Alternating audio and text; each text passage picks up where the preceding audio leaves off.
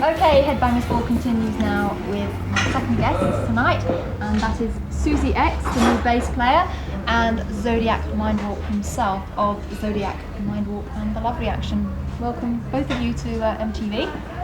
Thank you, Vanessa. I have to start with you, Zodiac, and say thank you very much for hosting the show a couple of months back in my absence. Yeah, I wonder where I left my American accent. Yeah. Did you enjoy it? It was wonderful. It was the best furniture I've ever seen in my life. Well, I think you did a grand job. Thank you very much. And we're going to talk about your album, Hoodlum Thunder. And first of all, I'd like to know, after such a long break, were there any fears or pressures involved in writing the album? No. No. So, fears and pressures. It depends how you define fears and pressures, really. Well, I mean, we were under a lot of pressure because we only had £55 to record it, really. So we had to be in and out of that studio pretty quick. but your first album did very well, so, you know, then you had a long break and now you're back, kind of thing. Yeah, it doesn't seem that long to me, really. I've been kind of spending months and years trozzling around small studios and things, really. No, that's a very journalistic question, really. Well, it is in depth. You'll get nothing from me, I can assure you that. Okay, well, anyway, you've got a new record deal as well, haven't you, on Music, and you've An appalling one, by the way. He says, with the record company person sitting there. Now, I'm sure you'll be the first to admit that you have suffered some personal problems and record company hassles in the past. Are they all behind you now? Personal problems? Right. What are you talking about? My drug addiction, alcoholism, and domestic violence? Is this what issue you're skirting here? Sorry, what was the question again? I'm a little bit confused today. What was personal that? problems, though. I mean, have you put all those difficulties and those record company hassles behind you? I think the lawyers are still dealing with that, actually, but it's definitely behind me. It's never in front of me in the first place, really. Okay. Very sensible interview, isn't it? Well, I'm trying to be sensible. Go on then, next question. Now, when you first started, Zodiac was kind of like this larger-than-life cartoon character. Do you still think that's the same case today? I mean, or do you think he's like kind of matured a little bit? Are we talking about somebody else here? Well, this is it. You tell me. Is he your alter ego, or is he? No, it was me. It was always me. And it was never a cartoon. It was never a parody. It just appeared that way. So you're like him the whole time in real life? Yes, and I'm going to rape Susie as soon as this interview is over. Is this true? Is he? Does he? What, he's going to rape me? Well, no, he's going to rape me. But does I mean, is it true that he's like Zodiac the whole time? Unfortunately, yes, I'm afraid he is. Right. I mean, Zodiac is Fantastic. Well, why did you feel the need to take on these amazing names like Zodiac? Well, I think Mark Manning and the Love Reaction sounds a bit crap, really, don't you? I mean, can you imagine tonight, Mark Manning and the Love Reaction? It doesn't have the same ring, really, does it? Well, that's true. No, they reflect kind of aspects of our character, really, don't they, Suze? Yeah, so Yeah. Susie X, what does that mean?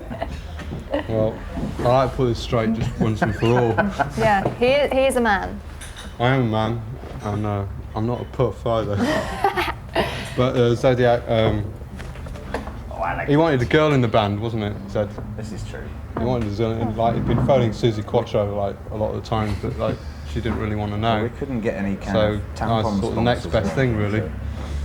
So we have at least established in this interview that Zodiac Mindwarp and Mark Manning are one and the same. Yes. Well, that's something. I mean, do you think that your image has really kind of got too much attention in the past rather than the music? Well, I do tend to have rather a large mouth, so... well, I don't know. I mean, these are very strange questions, Vanessa. I mean, why don't you just come out with it? Do you think you're crap? Well, I do not mean that at all. The image and stuff, I mean, that's not... You don't really have much control over that. I mean, it's like you just make your music, do interviews, and then journalists build this stuff all around you, and like the way you're perceived is really out of your control. I mean, the only thing you can do is try and be as honest as possible and say what you mean, and then it's thrown to the four corners of the wind. And well, just for the record, I think you've got a great image. well, thank you, dear. And you know, it's nice to have a sense of fun, and you know, not to take yourselves too seriously, really, isn't it? But I take myself deadly seriously. That's the problem. That's the problem. Thank you. I'm going to talk to this guy. He's much easier to interview than you. You're giving me a hard time. Well, I think got some more good questions. We better see your video now. Would you like to introduce it for us from the album? The new video called Elvis Died For You, featuring Susie X being extraordinarily, I'm not going to even mention camping jokes at all. Extraordinarily dynamic. Okay, we'll take a look at that now. I mean, how much did Susie contribute to the writing and recording, the writing, I should say, of the album? What point did he come in? Did he contribute to any of the songs? He's contributed with an attitude, I think, that was... We're getting serious here. No, well, he's from a completely different area, which is kind of good. I mean, you don't want to stay in a ghetto for the rest of your life, you know? That's right. I think, you know, I mean, that's when you start making generic music, really. And Susie has brought a lot of musical influences to our band that we probably would have thought was absolutely crap before. But he brought the right kind of mood to the band, let me put it that way, really. Good. And actually, you also used some producers that aren't really associated with heavy rock, Ian Richardson and Nick Colas. Did you think that they... What are they associated with? Well, is it more, they do more kind of dance stuff, don't they? Do they? I don't know. They never told me. I just they well, were personally, I don't know them as rock producers. I mean, I wondered if that was an intention to kind of bring a different perspective, because there are some interesting sounds and arrangements on the album. No, Nick and Ian contributed massively to the album. Really. I mean, they. I mean, we're a pretty untogether bunch, you know, and it's like they kind of locked the doors and bolted them, really. Excuse me, gob. But so they did put a different perspective on it for you, perhaps? Well, they made sure that we were sober while we were actually in the booths, yeah, really.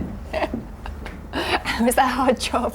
It's a very hard job. I mean, there's many producers that have failed dismally.